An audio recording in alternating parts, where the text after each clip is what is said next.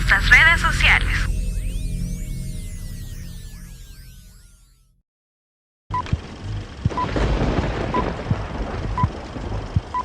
A continuación, palabra de Dios. Amén. Bueno, mis estimados hermanos, vamos a escudriñar la palabra de nuestro Dios en Efesios capítulo 6. Vamos a leer versículo 10 y versículo 11. Espero en el Señor que no tengamos mucha distorsión a causa de la lluvia y que podamos aprender juntos de la palabra de nuestro Dios y de esta doctrina bastante delicada que decíamos la semana anterior que se llama angeliología, y que la angeliología se divide en dos partes, que tiene que ver con los ángeles santos y los ángeles caídos. Los ángeles santos son a los que nosotros les continuamos llamando ángeles, y los ángeles caídos son a los que se identifican como demonios. El detalle es que en la, digamos, corriente religiosa, en algún momento se asocia demonio con algo de apariencia terrorífica, y todo aquello que infunde miedo se asocia con esa influencia demoníaca.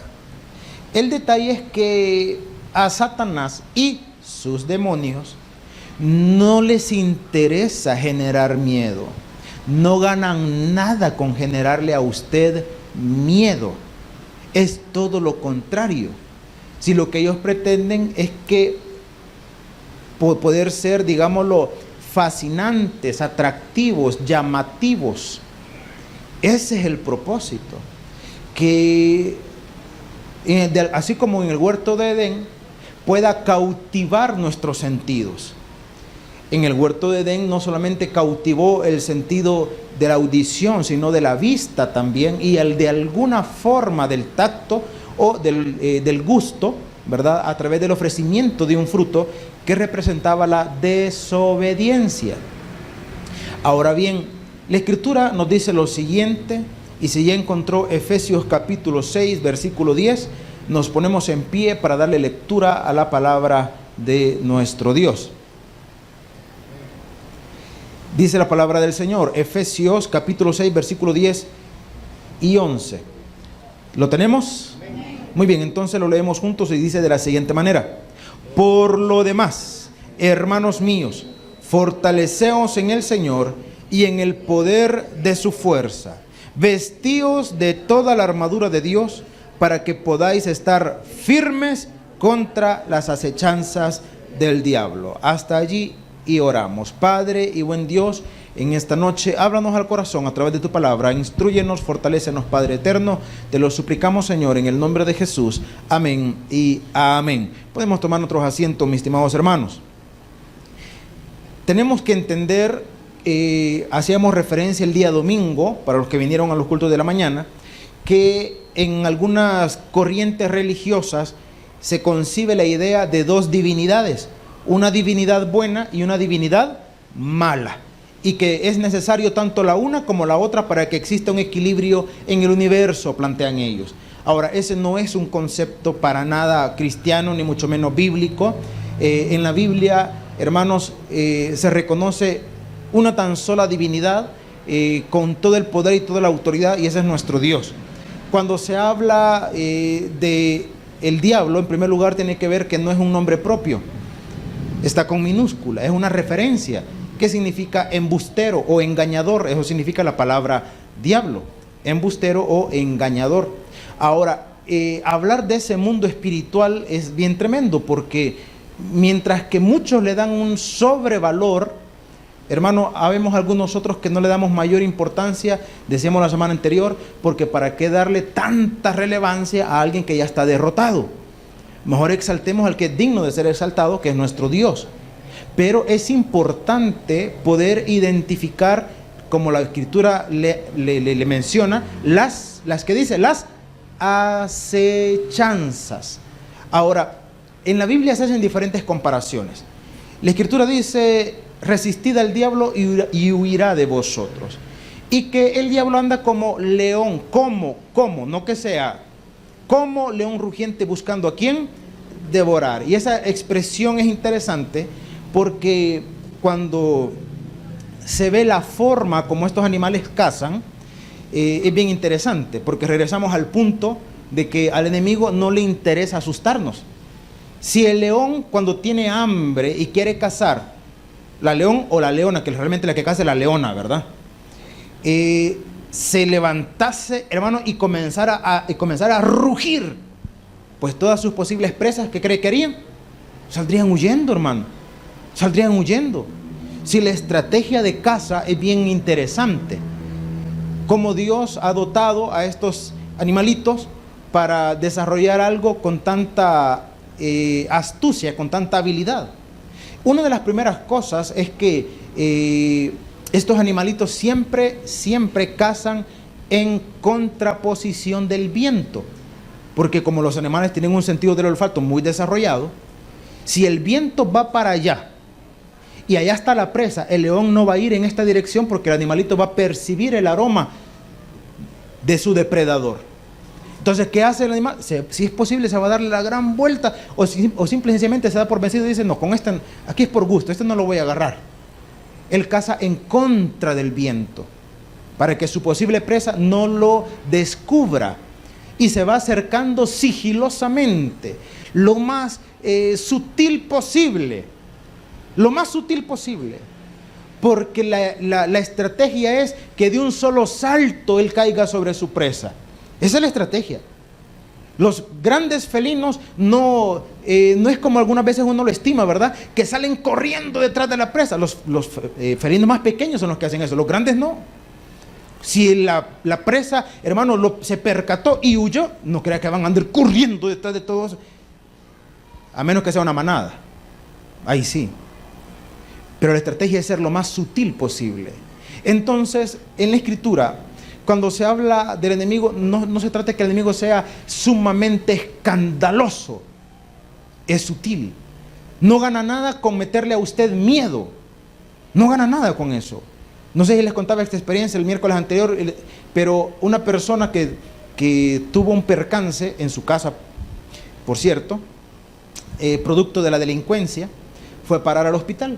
Esta persona se congrega en una iglesia cristiana, pero tiene mucha influencia de cuestiones, no sé si decirle espiritistas o religiosas. Como le decía la semana pasada, son de los que pasan viendo demonios por todas partes. Entonces, la condición de su salud a causa de las heridas tuvo cierta gravedad, se le infectaron, esto le generó pues conflictos lógicamente, pero el punto es este. Me decía esta persona: mire, me dijo, mire, yo estoy seguro que en ese cuarto ahí estaba el diablo, me decía, ahí estaba el diablo, y el diablo me quería matar, pero no pudo, me dijo, porque mi Señor, y eso es verdad, ¿verdad?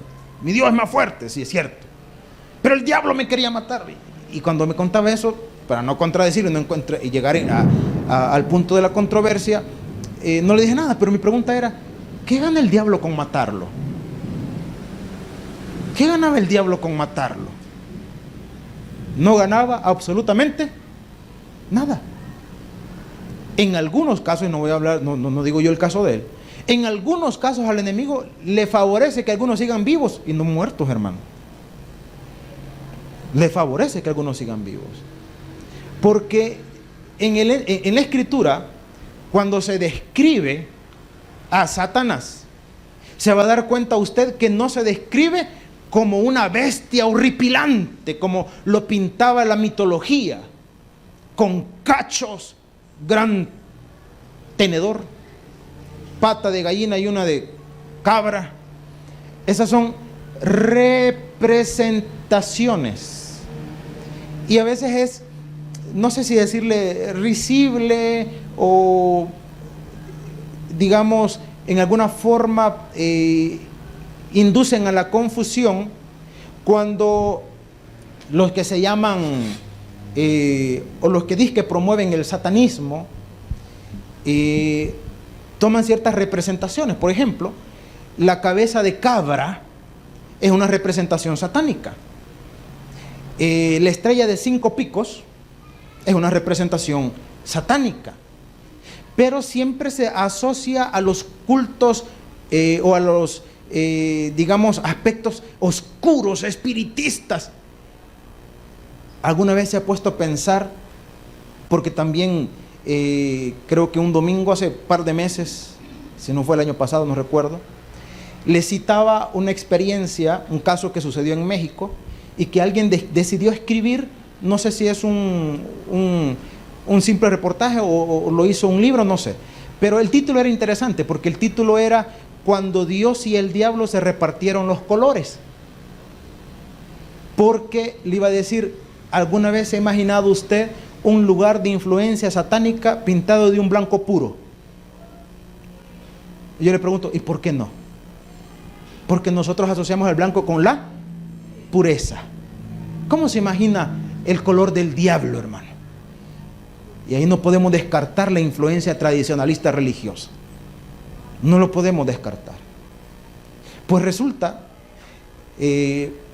para explicarle el origen de ese título, Cuando Dios y el diablo se repartieron los colores, que en la iglesia de este predicador, al igual que sucede con nosotros, al igual que sucede en nuestra iglesia central, hay bautismos. Entonces, los hermanos habían mandado a confeccionar túnicas para los hermanos que se bautizan. Yo le pregunto, ¿qué color tienen que ser las túnicas para bautizarse, hermano? ¿Qué color tienen que ser? ¿Ah? ¿Qué color tienen que ser? Blanco. ¿Y qué otro color, verdad, hermano? ¿Qué otro color puede ser? Pues tiene que ser blanco. Entonces, se ponían las túnicas blancas. Y en una de esas, un hermano que se iba a bautizar, no le explicaron. Yo por eso que cuando los que van a bautizar acá, yo les explico. Yo siempre les digo, llévese un cambio de ropa. Llévese un cambio de ropa. Al hermano no le explicaron. Y cuando fue a cambiarse, se puso la túnica. Y se puso la túnica. No sé si me entendió. Se puso la túnica. Only. La túnica. Blanca. Entonces el hermano bien espiritual entró al bautisterio. Y cuando salió, todas las hermanas escandalizadas. Los caballeros somos más sutiles, pues. Híjole, la regó el hermano. Las hermanas, ¡ah! Mire qué hombre más pecador. Tuvo lugar el incidente. Entonces, para que esa condición no se repitiera, los hermanos de la iglesia tomaron una decisión radical. Dijeron, mire, para que esta situación no se repita, entonces cambiemos el color de las túnicas. Y mandaron a confeccionar más túnicas, solo que en esta oportunidad de color negro. Hermano, el detalle fue cuando las demás iglesias de la ciudad se dieron cuenta que allí celebraban bautismos con túnica negra. ¿Qué cree que fue el escándalo? ¿Cómo es posible? Una iglesia cristiana bautizando gente con túnicas negras. Si el negro, ¿de quién es? ¿Quién dice, hermano? ¿Quién dice? ¿Quién dice? Entonces se armó el escándalo y de allí surgió el título de este editorial o libro, no sé qué fue, porque ¿en qué momento Dios y el diablo se repartieron los colores, hermano? ¿En qué momento? ¿En qué momento? Hay cuestiones que a nosotros nos han hecho creer. La Biblia, cuando describe esta condición, lo describe de una manera totalmente diferente. Y lo vamos a ver en esta noche. Váyase en primer lugar al libro del profeta Isaías, hermano. libro del profeta Isaías en el capítulo 14.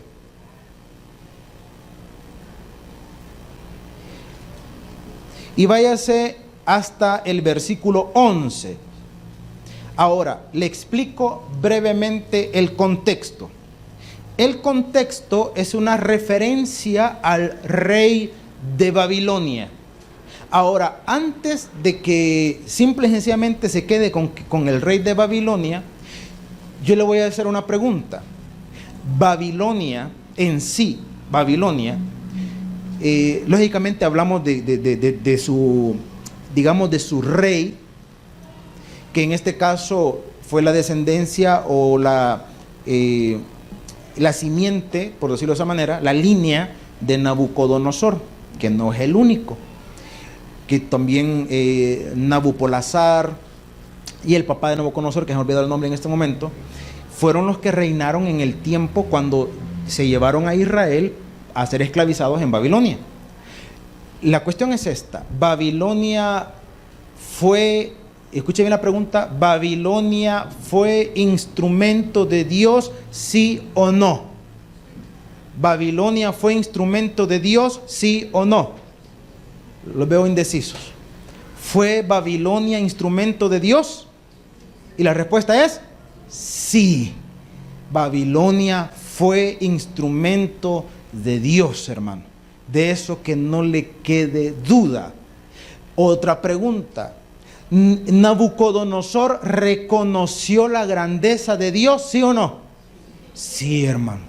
¿Que fue necio? Fue necio. Que si usted me pregunta, ¿fue salvo? No lo sé, hermano. Pero allí en el libro de Daniel dice que Nabucodonosor declaró y dijo: ahora reconozco que Jehová es Dios de dioses. Así es que no, si usted me pregunta, ¿es salvo Nabucodonosor? No lo sé, hermano. Aquí hace referencia al rey de Babilonia. Entonces dice la escritura. Ahora, repito, la referencia al rey de Babilonia. Pero hay algo que no lo podemos negar, y usted lo va a ver cuando lo estemos leyendo. Váyase hasta el versículo, del versículo 10 comenzamos a leer. Hoy estoy en su casita, lee todo el capítulo. Dice el versículo 10: todos ellos darán voces y te dirán: ¿tú también te debilitaste como nosotros y llegaste a ser como nosotros? Descendió al Seol tu soberbia, y el sonido de tus arpas, gusanos serán tu cama, y gusanos te cubrirán. ¿Cómo caíste del cielo, oh lucero, hijo de la mañana? Cortado fuiste por tierra, tú que debilitabas a las naciones, tú que decías en tu corazón: subiré al cielo, en lo alto, junto a las estrellas de Dios, levantaré mi trono, y en el monte del testimonio me sentaré a los lados del norte. Sobre las alturas de las nubes subiré, y seré semejante al Altísimo. Mas tú derribado eres hasta el Seol, a los lados del abismo. Deténgase ahí. Mis estimados hermanos, hay algo que en este caso se hace referencia. Si usted se da cuenta, dice: quería estar al mismo nivel de ¿quién? Del Altísimo, a la misma condición de Dios. Su soberbia, su orgullo, hermanos, fue el pecado de Satanás. Y así como Satanás fue servidor de Dios, y ya lo va a ver más adelante, también Babilonia, o el rey de Babilonia, fue servidor de Dios. Pero su soberbia, menciona la escritura, fue lo que ocasionó la caída de Satanás. Ahora, ya existía una concepción parecida a lo que estamos leyendo en el tiempo en el cual Isaías relató, o digamos, desarrolló este relato.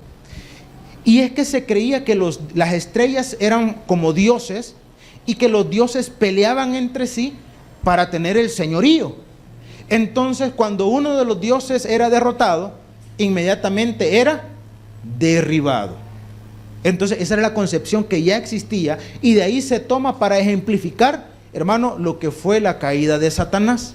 Ahora, busquemos otro relato, y si usted se da cuenta, allí no menciona ni que tiene cachos, ni que es feo.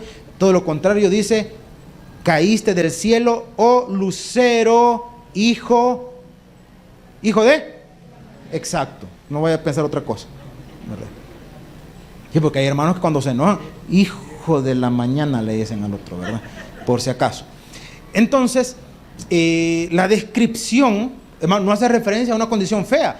Dice lucero. Cuando habla de lucero, está hablando una vez más de un ser de luz, de un ser de luz. Ahora, pero a nosotros la oscuridad nos da miedo, y la oscuridad la asociamos ¿con quién? Con Satanás. ¿Alguna vez ha asociado usted la oscuridad a Dios? Porque cuando decimos, no, Dios es luz, ¿sí o no? Pero sabe que Job, se lo voy a parafrasear el texto, Job dice, porque tú eres Jehová Dios, el que canta canciones, el que me hace cantar canciones en la oscuridad. Hace mención Job. Interesante, ¿verdad? Ahora, váyase a Ezequiel, por favor. Capítulo 28, versículo 11. Ezequiel, capítulo 28 y versículo 11.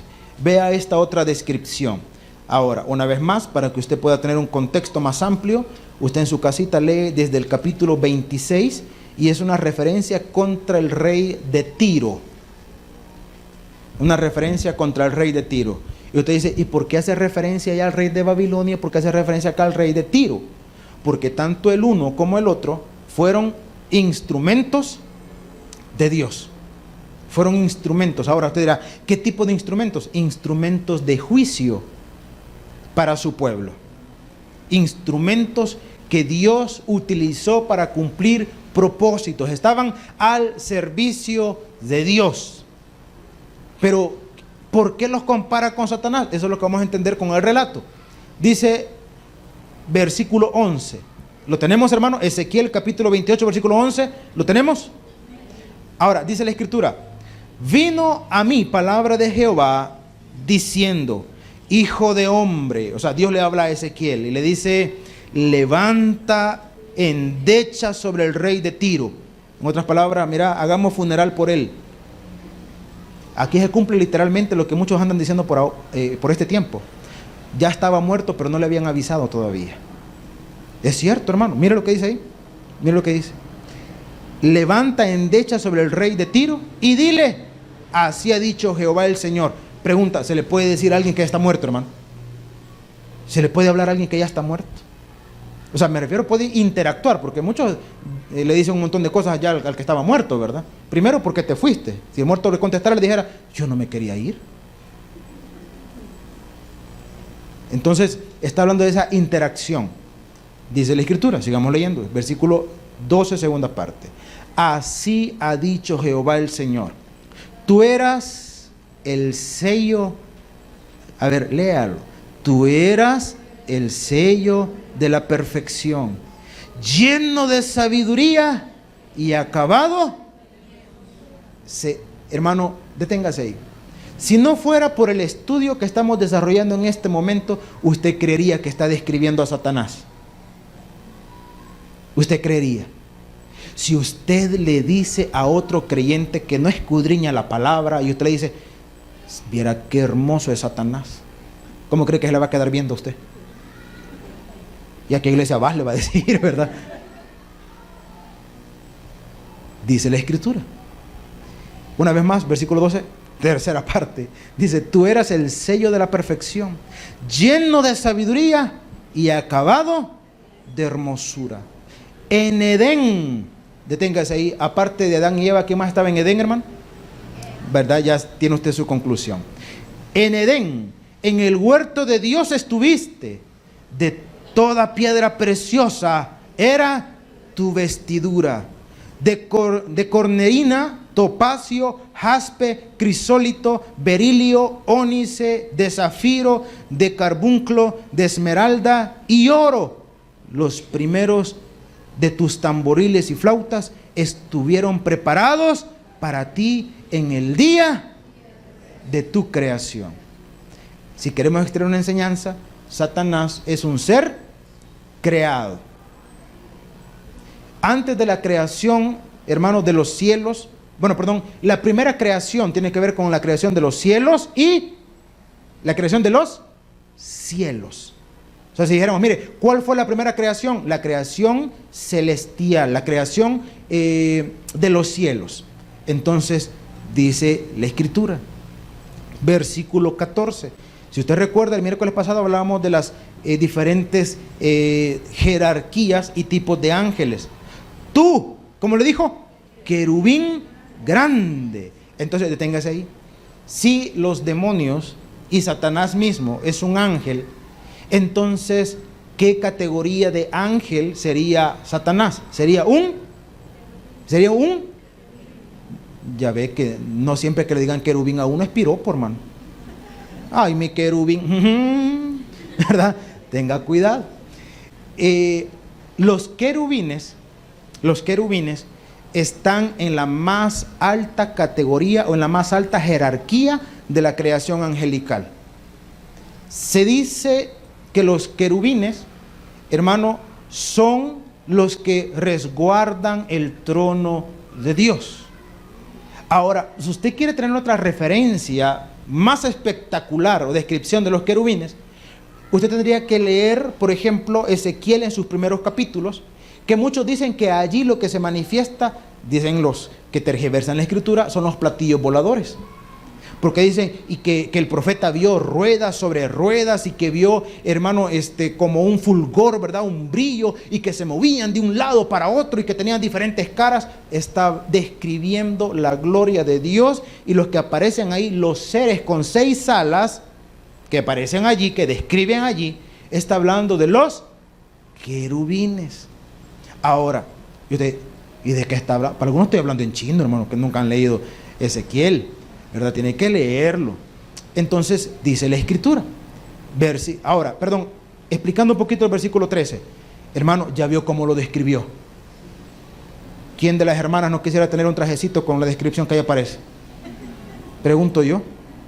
Imagínese usted, jaspe, topacio, crisólito, ónice.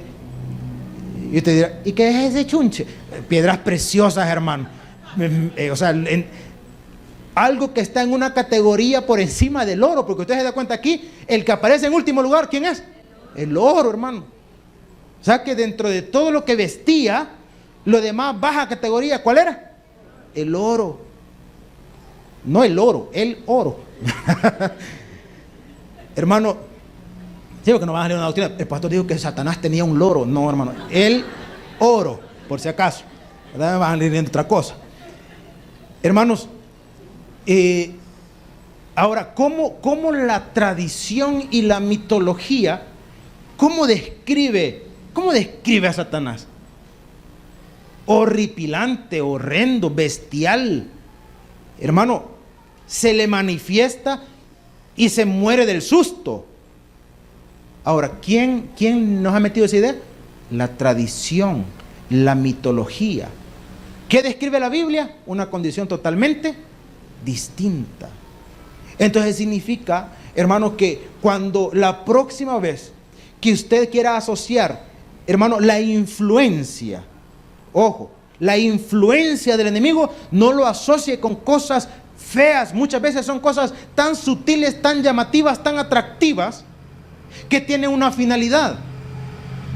Y eso sí es satánico. Tiene una finalidad. ¿Cuál es la finalidad? Alejarlo de Dios y hacer que usted comience a hablar mal. ¿De quién, hermano? De Dios. De Dios. No de la iglesia, no del predicador. ¿De quién? De Dios. No, si a mí Dios no me funcionó. Yo les he contado de alguien que cuando yo le conocí era una jovencita cristiana, entregada, leía su Biblia, evangelizaba. Después de varios años me la encontré en la universidad y para mí fue muy grato encontrarle y saludarle. Le digo, Dios te bendiga. Cuando le dije Dios te bendiga, se me quedó viendo así con una sonrisa mero irónica. Y ahí quizás no se está congregando, dije yo. Y le pregunté, ¿te congregas todavía? Y me respondió, es que yo ya no creo las mismas cosas que antes creía, me dijo. Eso es mucho más demoníaco que ver películas que le sacan el susto, hermano. No, esas películas son bayuncadas, hermano. a don bayuncada. Es para que le den otra vez pesadillas bayuncas. Era el mismo diablo. Mentira. Es más demoníaco otras cosas que están pasando en la actualidad, que están haciendo a la gente apartar la mirada del diseño original de Dios. Hoy veía un video tan repugnante, tan repulsivo. No sé si la criaturita como de 3 años era hijo de la persona o no lo era, no lo sé, hermano. Pero la cuestión es que le decía, porque el niño, como de 3 añitos, estaba vestido de niña y con el pelito largo. Y la mujer, que no sé, repito, si era la mamá o no, le dijo, ¿y te sientes raro estar así? Y casi que manipulaba la respuesta del niño para que el niño dijera que no. Que no. ¿Querés ser niño? Le decía. No, le decía, no, le decía. ¿Qué sos? Niña. 3 años la criaturita así. Eso es mucho más demoníaco, hermano, que ver juegos diabólicos 1, 2, 3, 4 y hasta el infinito y más allá. Eso es mucho más diabólico. Que quieran, hermano, venir y enseñarle a nuestros niños en la escuela que ellos, hermano, no nacieron ni niños ni niñas, que ellos nacieron neutros y que en un momento ellos van a tener que decidir, independientemente del sexo con el que hayan nacido, ellos van a poder decidir ser niñas o ser niños. Eso es mucho más diabólico, hermano. Eso es mucho más diabólico que esa concepción, que creer que el enemigo, repito, o sea, con cacho, ¿verdad? Y a quien lo dibuja más horrendo. No, hermano. No. Mire cómo sigue describiendo la palabra. Dice, versículo 14. Tú, ¿qué dice, hermano?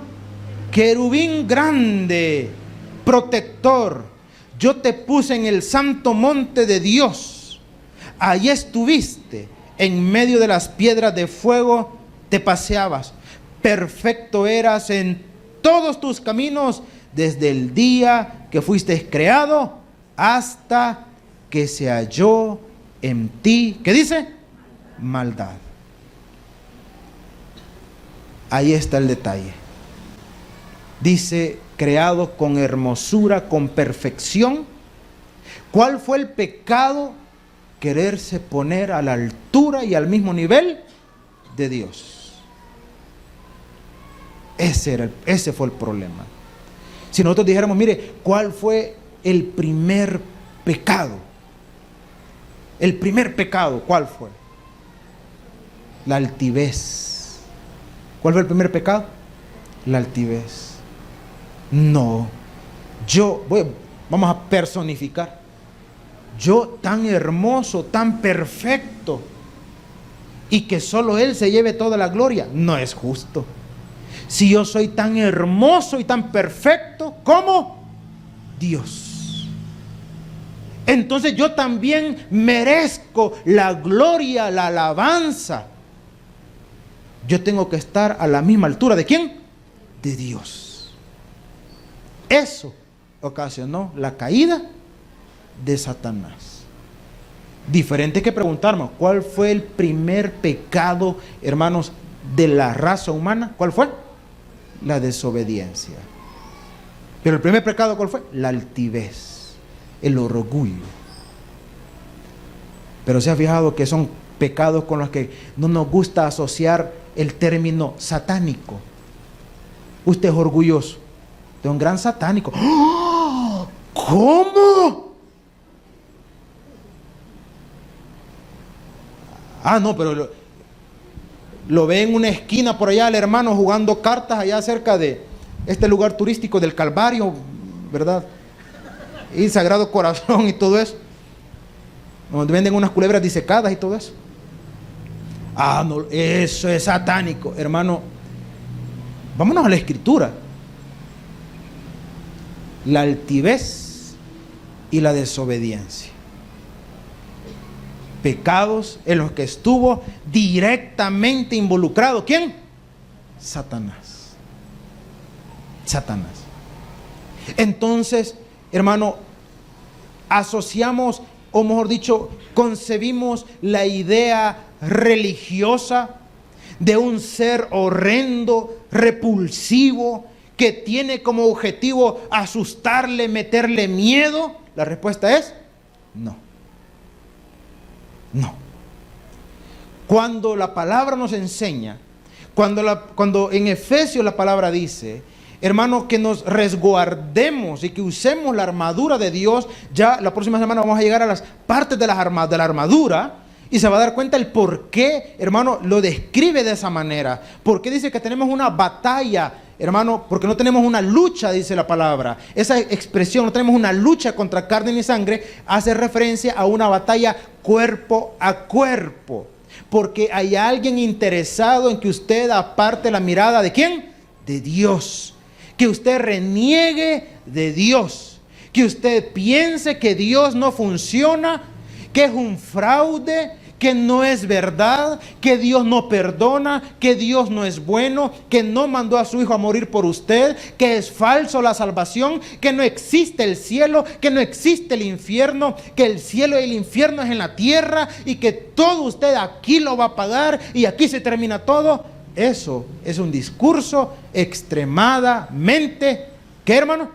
Satánico. Eso es extremadamente satánico. Mis estimados hermanos, entonces la Escritura dice, y regresémonos a Efesios, capítulo 6, versículo 11. Capítulo 6 y versículo 11. ¿Lo tenemos, hermanos? ¿Lo tenemos? Amén. Si ya lo tiene, lo leemos. Ya creo que algunos no dicen ni amén porque ni lo buscan. Quítelo de la pantalla para que lo busquen. No, ahí déjalo. Dice la Escritura, versículo 11. Vestíos de toda la armadura de Dios para que podáis, mire qué interesante, podáis, ¿cómo dice? ¿Estar cómo? Firmes. ¿Dónde vamos a estar firmes? En la presencia de Dios. Entonces, ¿cuál es el propósito del enemigo? Si cuando usted, o en la influencia religiosa, si cuando usted experimenta el miedo, ¿a quién clama, hermano? ¿A quién clama? Entonces, pregunta, ¿le interesa al enemigo meterle miedo? Si a través del miedo usted se va a acercar más a Dios. Mire, antes yo no oraba para dormir, pero desde que me comencé a ver en la noche como un bulto, mire, caí. Desde entonces comencé a orar más porque, ay no, ese bulto. Ya le dije quién es el bulto, ¿verdad? O sea que encienda la luz o encienda la lámpara y usted se va a dar cuenta. ¿Es entonces el propósito del enemigo? No, no lo es. No lo es. Si nos fuéramos a las estrategias del enemigo, hermano, alguien una vez preguntó y dijo, mire, y eso que es, porque hay cantidad de reportajes y cosas y muchas veces situaciones que se pueden, hermano, ver o casi comprobar. Mire, y es cierto que por allá hay una imagen que llora como sangre. Mire, y es cierto que en tal lugar de peregrinación es cierto que hay sanidades. Y alguien me dijo, mire, y esos avistamientos y todo ese tipo de cosas, pregunta, mire, ¿y eso es verdad? Y usted puede responder simple, de una manera simple. ¿Cuál sería una respuesta simple? ¿Y es verdad? No, diría, no, eso no es cierto, es mentira. Y el que ha sido sano, ¿cómo le decimos que es mentira? Entonces es verdad que hacen milagros. Yo le puedo decir, muchas veces sí, es verdad. Mire, que llora sangre, ¿puede ser cierto? Puede ser cierto. Que si me pregunta que si eso viene de Dios, eso lo podemos cuestionar. Porque cuando una persona, hermano, ve eso y se convence que es una verdad, ¿de quién aparta la mirada? De Dios. Porque hay gente que usted no les puede cuestionar la adoración que tienen, hermano, a ese santo o a ese personaje. No se los puede cuestionar porque están tan agradecidos por la sanidad que les hizo. Y se olvidan de una porción bíblica que dice, ¿y de qué le sirve al hombre si ganare todo el mundo y al final pierde su alma. ¿Y de qué le sirve que le haya sanado el cuerpo si el alma, hermano, va a estar en una condenación eterna? ¿De qué le sirve? ¿De qué le sirve? Todo aquello que nos aparta la mirada, hermano, del blanco perfecto que es nuestro Señor Jesucristo, no proviene del bien, proviene del mal. Y eso identifíquelo como una influencia del enemigo. Porque podemos entrar en otro detalle. Mire, y las posesiones demoníacas son verdaderas y no lo son. Un cristiano puede ser poseído. Hermano, hay tanta enseñanza en todo eso. Pero yo solamente le puedo resumir en una condición. Y es más poderoso el que mora en nosotros que el que está fuera de nosotros. Por lo tanto, un creyente jamás puede ser poseído por ningún espíritu. ¿Influenciado? Influenciado sí. ¿Cuál es el propósito? Apartar la mirada del blanco perfecto que es Cristo. Todo aquello que pretenda desviarle su atención de Dios, entonces, ahí sí, mire, póngale una bandera del color que usted quiera, no importa. Le iba a decir roja, pero no, el rojo no es del diablo. Ni el negro, ni el verde, ni el rosado, ni el fucsia. Multitud de colores, quién sabe, ¿verdad? Hermano, lo importante es que usted identifique de dónde viene. Y cuando haya identificado de dónde viene, entonces simplemente permanezca firme en la roca que es Cristo Jesús, nuestro Señor. Denle un aplauso en esta noche, vamos a orar. El predicador ha terminado su mensaje. Es tiempo de que recibas a Jesús como tu Salvador personal. Ora conmigo de la siguiente manera. Señor Jesús, yo te recibo hoy como mi único y suficiente Salvador personal. Creo que eres Dios, que moriste en la cruz por mis pecados y que resucitaste al tercer día. Me arrepiento, soy pecador. Perdóname, Señor. Gracias doy al Padre por enviar al Hijo a morir en mi lugar. Gracias, Jesús, por salvar mi alma hoy en Cristo Jesús, mi Salvador. Amén. Bienvenido a la familia de Dios. Ahora te invitamos a que crezcas en el conocimiento de las Escrituras. Congrégate con nosotros. Estamos ubicados en kilómetro 6,5, carretera a Los Planes de Renderos.